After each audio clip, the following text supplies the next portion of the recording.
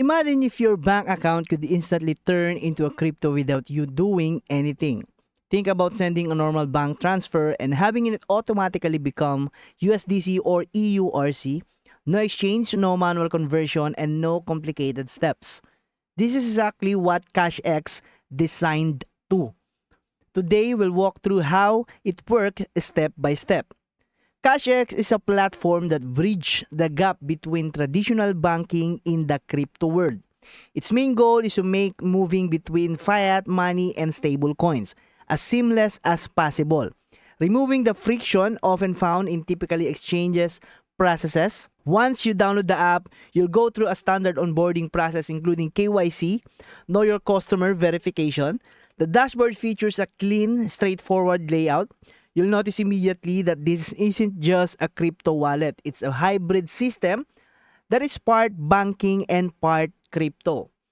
So inside CashX, you get two main wallets, USDC and EURC. Each wallet is connected to real banking infrastructure. USDC wallet linked to USD and the EURC wallet is linked to a Euro IBAN. So this integration allows you to interact with traditional banking and crypto in one single place. This is where CashX stands out. You send a normal bank transfer, SEPA or wire, to your CashX account. The key part, once the funds arrive, they are automatically converted into stable coins. Euro becomes EURC and USD becomes USDC. There's no manual trading or extra steps required, which removes the usual frictions of buying crypto. If you want to move your funds back to bank, the process is reverse. You initiate a withdrawal to your bank or even a third party, and CashX automatically converts your stable coins back into fiat. By the time it hits the destination, it looks like a normal bank transfer. Beyond banking, it supports standard crypto functions, receiving, sending crypto via supported blockchains to other wallets or exchanges.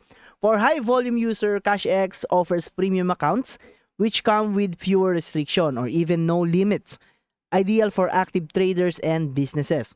The platform is planning to expand with new features including direct Bitcoin purchasing inside the app, virtual and physical crypto cards.